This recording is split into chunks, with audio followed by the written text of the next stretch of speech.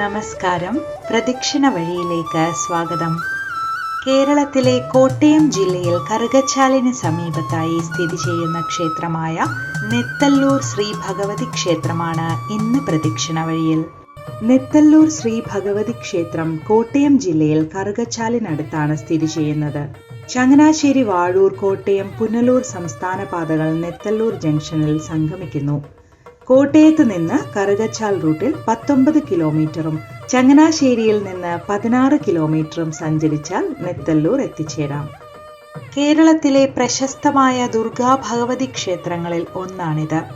മഹിഷാസുരമർദിനിയുടെ ഭാവത്തിലാണ് ഭഗവതി ദുർഗയുടെ പ്രതിഷ്ഠ. കേരളത്തിലെ മനോഹരമായ ചതുർബാഹു ഭഗവതി പ്രതിഷ്ഠകളിൽ ഒന്നാണിത്. പാമരനെ പോലും പണ്ഡിതനാക്കി സർവവിജ്ഞാനവും അഷ്ടൈശ്വര്യങ്ങളും പ്രദാനം ചെയ്യുന്ന കരുണാമയിയാണ് നെത്തല്ലൂരമ്മ. ദ്വാപരയുഗത്തിൽ പാണ്ഡവരുടെ വനവാസകാലത്ത് യോഗീശ്വരനായ അർജുനന്റെ തപശക്തിയിൽ നിന്നും പൂജാവിധാനങ്ങളിൽ നിന്നും ഉദയം ചെയ്ത ദേവീ ചൈതന്യമാണിതെന്ന് വിശ്വസിച്ചു പോരുന്നു. ഏതാണ്ട് 1000-ലേറെ വർഷത്തെ പഴക്കമുള്ള ക്ഷേത്രമാണ് ഇതെന്നാണ് വിശ്വാസം. ഇവിടുത്തെ ദേവീ പ്രതിഷ്ഠ മഹിഷാസുരമർദിനി ഭാവത്തിലാണെങ്കിലും പൂജാവിധാനങ്ങൾ ദുർഗയുടേതാണ്. മഹിഷാസുരനെ നിഗ്രഹിച്ച ശേഷം ഉഗ്രഭാവത്തിലുള്ള ഭഗവതിയെ മന്ത്രങ്ങളാലും ദേവീ സ്തുതികളാലും ശാന്തഭാവത്തിലാക്കുകയും തുടർന്ന് തൻ്റെ ഉപാസകരെ അനുഗ്രഹിച്ച് നിൽക്കുകയും ചെയ്യുന്ന ഭാവമാണ് നെത്തല്ലൂരമ്മയുടേത്. അതുകൊണ്ട് തന്നെ ഉള്ളുലഞ്ഞ് പ്രാർത്ഥിക്കുന്ന ഭക്തരെ ഒരു കാരണവശാലും കൈവിടില്ല എന്ന് തന്നെയാണ് ഭക്തരുടെ വിശ്വാസം. കലാകാരന്മാർ തങ്ങളുടെ അരങ്ങേറ്റം കുറിക്കാൻ മികച്ച ഇടമായി അമ്മയുടെ തിരുമുമ്പിലെത്തുന്നതും ഇതേ വിശ്വാസം കൊണ്ട് തന്നെയാണ്. നെത്തല്ലൂരമ്മയുടെ ഐതിഹ്യം പറയുകയാണെങ്കിൽ മഹിഷാസുരമുദ്ധിനിയായ ശാന്തഭാവത്തോടു കൂടിയിരിക്കുന്ന ആ ഭഗവതിയാണ്. നല്ല ആയുധങ്ങളോടുകൂടി അലങ്കാരം ഏറ്റവും ഇഷ്ടപ്പെടുന്ന ഒരു ഭാവത്തിലുള്ള അമ്മയാണ്. രാവിലെ ബാലസ്വരൂപിണിയായിട്ടിരിക്കുന്ന ആ ഭഗവതിയാണ്. ഉച്ചപ്പൂതിക്ക് ദുർഗാഭഗവതിയായിട്ടും വൈകുന്നേരം ലക്ഷ്മിഭഗവതിയായിട്ടുമാണ് പൂജാ സംവിധാനങ്ങളുണ്ട്. താന്ത്രിക വിധിയെ ചിട്ടപ്പെടുത്തിയിട്ടുള്ളത്. വിജയം, അതുപോലെ തന്നെ കല, അങ്ങനെയുള്ള കാര്യങ്ങളിൽ ഒക്കെ അമ്മയ്ക്ക് വളരെ താല്പര്യമുണ്ട്. അപ്പോൾ അങ്ങനെയുള്ള കാര്യങ്ങൾക്കൊക്കെ അമ്മയെ ഒന്ന് തൊഴുത് പ്രാർത്ഥിച്ചു കഴിഞ്ഞാൽ ശ്രേയസ്കരമായ കാര്യങ്ങൾ തന്നെ മുന്നോട്ടുണ്ടാകും. നാലമ്പലത്തിനുള്ളിൽ തന്നെ കന്നിമൂലയിൽ ഗണപതിയും നാലമ്പലത്തിന് പുറത്ത് കിഴക്ക് ദർശനമായി വില്ലാളി വീരനായ അയ്യപ്പനും അയ്യപ്പന് സമീപത്തായി പടിഞ്ഞാറ് ഭാഗത്ത് കിഴക്ക് ദർശനമായി സർപ്പങ്ങളും വടക്ക് പടിഞ്ഞാറ് ഭാഗത്തായി കിഴക്ക് ദർശനമായി യക്ഷിയും തെക്ക് കിഴക്ക് ഭാഗത്തായി പടിഞ്ഞാറ് ദർശനമായി ശിവനും പടിഞ്ഞാറ് ഭാഗത്ത് കിഴക്ക് ദർശനമായി രക്ഷസും നാലമ്പലത്തിനുള്ളിൽ സ്വയംഭൂവായ വീരഭദ്രനുമാണ് ഉപദൈവങ്ങളായി നിലകൊള്ളുന്നത്. ഇടപ്പള്ളി രാജവംശത്തിന്റെ ഉടമസ്ഥതയിലുണ്ടായിരുന്ന ക്ഷേത്രമാണിതെന്നാണ് കരുതപ്പെടുന്നത്.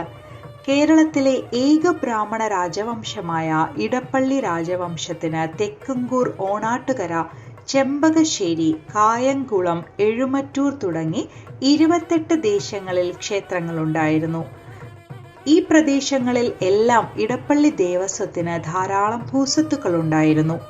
ഇവിടെയും മാന്തുരുത്തി തോടിന് തെക്കും ഭാഗം മുതൽ മനക്കര, കൈടാച്ചിറ, നന്ദ്യാപറമ്പത്ത്, നെത്തല്ലൂർ തുടങ്ങി കറുകച്ചാല് വരെയുള്ള ഭൂസ്വത്തുക്കൾ ഒരു കാലത്ത് നെത്തല്ലൂർ ക്ഷേത്രം വകയായിരുന്നു. ഇവിടുത്തെ ഈ ഭൂസ്വത്തുക്കൾ സംരക്ഷിക്കുന്നതിനും ക്ഷേത്രകാര്യങ്ങൾ നോക്കി നടത്തുന്നതിനും ഇടപ്പള്ളിയിൽ നിന്നും ഒരു കുടുംബത്തിനെ ഇവിടെ കൊണ്ടുവന്ന് താമസിപ്പിച്ചിരുന്നു. ഈ കുടുംബത്തിന്റെ പിന്മുറക്കാരാണ് തോട്ടുംപുറവും കിഴക്കേട്ടും. ക്ഷേത്രത്തിന്റെ തനത് ചിലവിന് വച്ചിരുന്ന നെത്തല്ലൂരിലെ ശാന്തിവിരുത്തിപ്പാടങ്ങൾ മുഴുവൻ ഭരണം നടത്തിയിരുന്ന കുടുംബത്തിന്റെ പിന്മുറക്കാരായ ശാഖക്കാരുടെ കൈവശം വന്നു ചേർന്നു. തുടർന്ന് ഇടപ്പള്ളി രാജവംശം ഈ കുടുംബക്കാരെ മേൽനോട്ട ചുമതലയിൽ നിന്നും മാറ്റുകയുണ്ടായി. ഈ ക്ഷേത്രത്തിലെ പൂജാകർമ്മങ്ങൾ നടത്തുന്നതിന് കൊണ്ടുവന്ന ബ്രാഹ്മണർ താമസിച്ചിരുന്ന സ്ഥലമാണ് മനക്കര. അന്നത്തെ കഴകം നടത്തി വന്നവരുടെ പിന്മുറക്കാർ ഇന്നും ഈ ക്ഷേത്രത്തിന്റെ സമീപത്ത് ക്ഷേത്രത്തിന്റെ ഭൂമിയിൽ തന്നെ താമസിക്കുന്നു. ഇവിടുത്തെ കഴകം 2022 ജൂൺ വരെ ഈ കുടുംബത്തിൽ നിന്നായിരുന്നു. ഈ ക്ഷേത്രത്തിലെ നിത്യപൂജയ്ക്ക് വേണ്ടി കൊണ്ടുവന്ന കുടുംബത്തിലെ പിൻതലമുറയിൽപ്പെട്ട പൂജാരിയെ അമ്പലത്തിനകത്ത് വെച്ച് ഈ ക്ഷേത്രത്തിലെ ജീവനക്കാരൻ സംശയത്തിന്റെ പേരിൽ കൊലപ്പെടുത്തിയതായി ഒരു കഥ കേട്ടിട്ടുണ്ട്. അതോടെ ഈ ബ്രാഹ്മണ കുടുംബം ഈ നാട്ടിൽ നിന്നും പോവുകയും പൂജകൾ മുടങ്ങുകയും ചെയ്തു. ഈ കൃത്യം ചെയ്ത ജീവനക്കാരൻ ഉന്മാദ രോഗിയാവുകയും ക്ഷേത്രത്തിലെ വിഗ്രഹം ഉടച്ച് അമ്പലത്തിനോടടുത്തുണ്ടായിരുന്ന കുളത്തിൽ എറിഞ്ഞതായും കേട്ടിട്ടുണ്ട്. ഇത് സംബന്ധിച്ച രേഖകളൊന്നും ലഭ്യമല്ല. പുനഃപ്രതിഷ്ഠ പിന്നീട് നടത്തുകയും പൂജയ്ക്കായി വീണ്ടും ബ്രാഹ്മണരെ കൊണ്ടുവന്നിട്ടും അധികനാൾ അവരാരും ഇവിടെ പൂജയ്ക്ക് നിന്നിട്ടില്ല. വിഗ്രഹം വീണ്ടും തകർക്കപ്പെട്ടിട്ടുണ്ട്. 1946 പറമ്പൂരില്ലത്ത് ബ്രഹ്മശ്രീ ചിണ്ടൻ നാരായണ ഭട്ടതിരിപ്പാടാണ് പ്രതിഷ്ഠ നടത്തിയത്. അന്ന് അദ്ദേഹത്തിന്റെ മകനും പിന്നീട് ക്ഷേത്രത്തിന്റെ തന്ത്രിയുമായിരുന്ന ബ്രഹ്മശ്രീ നീലകണ്ഠൻ ഭട്ടതിരിപ്പാട് സഹകാർമ്മികനുമായിരുന്നു. ഈ ചടങ്ങിനും വിഗ്രഹ സ്വീകരണത്തിനും നേതൃത്വം നൽകിയത് ഇടപ്പള്ളി തമ്പുരാനായിരുന്നു. തന്ത്രിമാർക്കും ശില്പിക്കും ദക്ഷിണ കൊടുത്തതും അദ്ദേഹമായിരുന്നു. പിന്നീട് ഈ ക്ഷേത്രത്തിന്റെ അന്യാധീനപ്പെടാത്ത സ്ഥലവും 581 നമ്പർ കരയോഗത്തിന് അദ്ദേഹം എഴുതി നൽകുകയുണ്ടായി. അന്ന് ചങ്ങനാശ്ശേരി കുമിളി റോഡ് ഇപ്പോഴത്തെ ആനക്കൊട്ടിലിന്റെ സ്ഥാനത്ത് കൂടിയും കോട്ടയം റോഡ് തെക്ക് വശത്തെ തിരുമുറ്റത്ത് കൂടിയുമായിരുന്നു. തുടർന്ന് ശ്രമദാനമായി ഇന്ന് കാണുന്ന വിധം റോഡുകൾ മാറ്റിവെട്ടുകയും റോഡ് സർക്കാർ ഏറ്റെടുക്കുകയും ചെയ്തു. ക്ഷേത്രത്തിന്റെ ചുറ്റമ്പലത്തിനോട് ചേർന്ന് വടക്ക് കിഴക്കേ മൂലയിൽ ഉണ്ടായിരുന്ന അമ്പലക്കുളവും ഇപ്പോഴത്തെ കുളത്തിന് സമീപമുണ്ടായിരുന്ന പൊട്ടക്കുളവും റോഡിനു വേണ്ടി വെട്ടിമാറ്റിയ മണ്ണും മറ്റും നിരത്തി നികത്തുകയുണ്ടായിരുന്നു.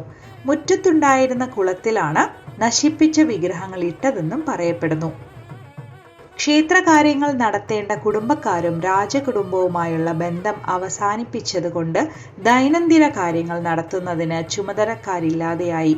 ക്ഷേത്രം കരയോഗത്തിന്റെ ചുമതലയിലായതു മുതൽ ശാന്തി ജോലി നിർവഹിച്ചിരുന്നത് ചമ്പക്കര ക്ഷേത്രം മേൽശാന്തി പരമേശ്വരൻ ഇളയതിന്റെ സഹോദരൻ നാരായണമംഗലത്ത് ഗോവിന്ദൻ ഇളയതായിരുന്നു. ഗോവിന്ദൻ ഇളയതിനു ശേഷം സ്ഥിരമായി ഒരു ശാന്തിക്കാരൻ ഇവിടെ ഉണ്ടായിട്ടില്ല. വർഷങ്ങളോളം ക്ഷേത്രത്തിൽ പൂജയൊന്നുമില്ലാതെ ശ്രീകോവിൽ കാടും പടലവും കയറി കിടന്നിരുന്നത് ഇപ്പോഴത്തെ തലമുറയിൽപ്പെട്ട മുതിർന്നവർക്ക് ഓർമ്മയുള്ളതാണ്. 1944 മണ്ഡലകാലത്ത് പാലക്കൽ വേലായുധക്കുറുപ്പിന്റെ നേതൃത്വത്തിൽ നെത്തല്ലൂർ പരിസരത്തുള്ള അന്നത്തെ ചെറുപ്പക്കാരെയും കൂട്ടി ശ്രീകോവിലിന്റെ മുൻവശത്തെയും ചുറ്റുമുള്ള കാടുകൾ വെട്ടിത്തെളിച്ച് ഒരു താൽക്കാലിക പന്തൽ കെട്ടി 41 ദിവസം ഭജന നടത്തി. ഈ പ്രവൃത്തി കരയിലെ പ്രമാണിമാർക്ക് ക്ഷേത്രത്തിന്റെ പുനരുദ്ധാരണം നടത്തുന്നതിന് പ്രേരണയായി. തുടർന്ന് കമ്മിറ്റിയുടെ പ്രതിനിധികൾ അന്നത്തെ ഇടപ്പള്ളി തമ്പുരാനെ കാണുകയും പുനരുദ്ധാരണ കാര്യങ്ങൾ സംസാരിക്കുകയും പുനരുദ്ധാരണത്തിനുള്ള അനുവാദം കിട്ടുകയും ചെയ്തു. തുടർന്ന് പുതിയ വിഗ്രഹം നിർമ്മിക്കുന്നതിന് വേണ്ടി പ്രശസ്ത ശില്പിയായ നരിയാനി പൊയ്കയിൽ ഷൺമുഖനാചാര്യയെ ചുമതലപ്പെടുത്തി. കാടുപിടിച്ചു കിടന്നിരുന്നെങ്കിലും ശ്രീകോവിലിന്റെ മേൽക്കൂരയും ഭിത്തിയും മറ്റും യാതൊരു കേടുപാടുമില്ലാതെയിരുന്ന ഗർഭഗൃഹത്തോടെയുള്ള ശ്രീകോവിൽ സാധാരണ മഹാക്ഷേത്രങ്ങളിൽ മാത്രമേ കാണാറുള്ളൂ. ശ്രീകോവിലിന്റെ അറ്റകുറ്റപ്പണികൾ തീർത്തപ്പോഴേക്കും വിഗ്രഹവും പൂർത്തിയായി. നെത്തല്ലൂർ ക്ഷേത്രത്തിന് പണ്ട് സ്വർണ്ണ കൊടിമരം ഉണ്ടായിരുന്നുവെന്നും മുഗളന്റെ ആക്രമണത്തെ ഭയന്ന് വിശ്വാസികൾ കൊടിമരം പിഴുത് മാറ്റി സുരക്ഷിതമായ ചിറയിൽ നിക്ഷേപിച്ചിട്ടുണ്ടെന്നും പഴമക്കാർ പറയാറുണ്ടായിരുന്നത് കെട്ടുകഥയായാണ് കരുതപ്പെടുന്നത്. വർഷങ്ങൾക്ക് ശേഷം മേടയിൽ കുളത്തിൽ നിന്നും ആറാട്ട് വഴിയമ്പലപ്പുരയിടത്തിൽ പുതിയതായി കുഴിച്ച കുളത്തിലേക്ക് മാറ്റി. നെത്തല്ലൂരിലെയും ചമ്പക്കര ക്ഷേത്രത്തിലെയും ഉത്സവങ്ങൾ കുംഭത്തിലും മീനത്തിലും അടുത്തടുത്ത് നടത്തുന്നതിനാൽ കമ്മിറ്റിക്കും പൊതുജനങ്ങൾക്കും ഉണ്ടായിരുന്ന ബുദ്ധിമുട്ടുകൾ പരിഗണിച്ച് നെത്തല്ലൂർ ക്ഷേത്രത്തിലെ ഉത്സവം വൃശ്ചികത്തിലേക്ക് മാറ്റുകയായിരുന്നു. വെട്ടുകല്ലിൽ ചിത്രകൂടം തയ്യാറാക്കിയിരുന്ന അപൂർവം ക്ഷേത്രങ്ങളിലൊന്നായ നെത്തല്ലൂർ ക്ഷേത്രത്തിലെ പ്രധാന വഴിപാടായ വെള്ളിയാഴ്ച വ്രതവും നാരങ്ങാ വിളക്കും ഏറെ പ്രസിദ്ധമാണ്. എല്ലാ വെള്ളിയാഴ്ചയും വ്രതശുദ്ധിയോടെ ക്ഷേത്രദർശനം നടത്തി യഥാശക്തി വഴിപാടുകൾ നടത്തിയ ശേഷം എല്ലാവരും സോപാനത്തിന്റെ അരികിലെത്തി നാമം ജപിക്കും. തുടർന്ന് ശ്രീകോവിലിൽ നിന്ന് ദേവീ സങ്കല്പത്തിൽ എഴുന്നള്ളിക്കുന്ന ദീപവുമായി പ്രദക്ഷിണം ചെയ്യണം. അതിനുശേഷം കൊടിമര ചുവട്ടിലുള്ള സ്ഥലത്ത് ഭക്തി പുരസരം നാരങ്ങാവിളക്ക് കത്തിക്കാവുന്നതാണ്. ദേവീ സ്തോത്രങ്ങൾ ഭക്തജനങ്ങൾ ഒരുമിച്ച് ചൊല്ലിയ ശേഷം നെത്തല്ലൂരമ്മയുടെ ഉച്ചപൂജ തൊഴുത് അഭീഷ്ടകാര്യം പ്രാർത്ഥിച്ച് പ്രസാദം സ്വീകരിക്കാവുന്നതാണ്. സർവേശ്വരപൂജ എന്ന് പറഞ്ഞു കഴിഞ്ഞാൽ ഭഗവതിയും ഭക്തനും ഒന്നിച്ച് ഇരുന്ന് അവരെ ഒരേ ഭാവത്തിൽ ഒരേ മനസ്സോടുകൂടി ആവുന്ന ആ ഒരു സന്ദർഭം, ആ സമയത്ത് ഭഗവതിക്ക് ഉണ്ടാകുന്ന സന്തോഷം, അത് നമ്മളിലേക്ക് വരുന്ന അനുഗ്രഹം നാടിനും ദേശത്തിനും അതുപോലെ തന്നെ ഓരോ ഭക്തരുടെ കുടുംബത്തിലും അനുഗ്രഹം ചൊരിയുന്ന ഒരു പൂജാ സംവിധാനമാണ്. ഭക്തൻ നേരിട്ട് തന്നെ ഭഗവതിക്ക് പൂജ കഴിക്കുന്ന ഒരു പൂജാ സംവിധാനമാണ് സർവേശ്വരവും. നാരങ്ങാവിളക്കിന്റെ ഭാഗമായി പൗർണമിക്ക് ശേഷം വരുന്ന എല്ലാ വെള്ളിയാഴ്ചകളിലും മഹാസർവേശ്വര്യ പൂജ നടക്കുന്നു.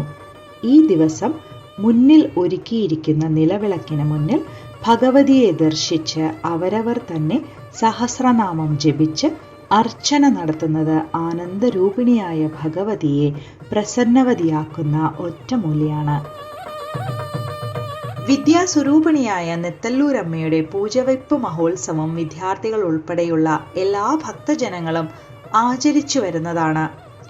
എല്ലാ മാസവും തിരുവാതിര നാളിൽ ക്ഷേത്രത്തിലെ ശിവന്റെ നടയിൽ നടത്തപ്പെടുന്ന മൃത്യുഞ്ജയ ഹോമവും ഏറെ പ്രസിദ്ധമാണ്. നെത്തല്ലൂർ ശ്രീ ഭഗവതിയുടെ അനുഗ്രഹം എല്ലാ ഭക്തജനങ്ങളിലേക്കും എത്തട്ടെ എന്ന പ്രാർത്ഥനയോടെ പ്രദക്ഷിണ വഴികളുടെ ഈ അധ്യായം പൂർത്തിയാവുന്നു. നന്ദി.